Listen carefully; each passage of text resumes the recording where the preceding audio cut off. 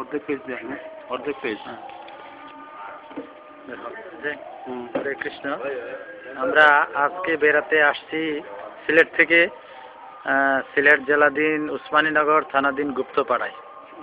এই গুপ্তপাড়ায় আমরা বেড়াতে আসছি। গুপ্তপাড়া এই যে আগে ত্রেতা যুগের হনুমান কলিযুগে এসে এই বাড়িতে জন্ম নিয়েছিলেন মুরারিগুপ্ত হয়ে।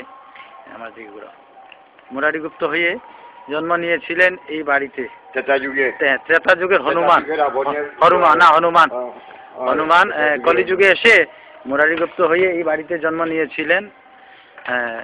এটা হলো উনার বাড়ি। এটা হলো যে সিলেট জেলার উসমানীনগর থানাধীন তাজপুরের গুপ্তপাড়ায়। আপনারা দেখছেন সেই বাড়ি, সেই বাড়ি। এই বাড়িতে এই ত্রেতা যুগের হনুমান কলিযুগে এসে মুরারিগুপ্ত হয়ে জন্ম নিয়েছিলেন। এখন তাদের কেউ নাই, এখন আছেন আমাদের একজন চাচা, তারা এই আছেন। চাচা, আপনারা কয় বছর ধরে আছেন এখানে? আমরা 50 বছর ধরে আছি। আচ্ছা আচ্ছা। এই বাড়িতে, এই যে মুরারিগুপ্তের বাড়িতে চাচারা তারা আপনারা কিনে নাকি? ওনারা কিনে এখন 50 বছর ধরে তারা আছেন এই বাড়িতে। এই ভিটার মধ্যে মুরারিগুপ্ত অর্থাৎ হনুমান কলিযুগে মুরারিগুপ্ত হয়ে জন্ম নিয়েছিলেন এই বাড়িতে। আপনারা দেখছেন এই বাড়িটা।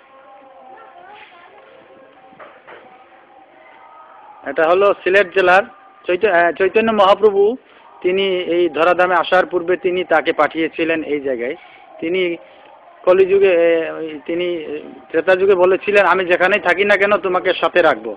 সেই জন্য তিনি ঢাকা দক্ষিণে এসেছিলেন, সিলেট জেলার ঢাকা দক্ষিণে এসেছিলেন মাতৃগর্ভে প্রথম।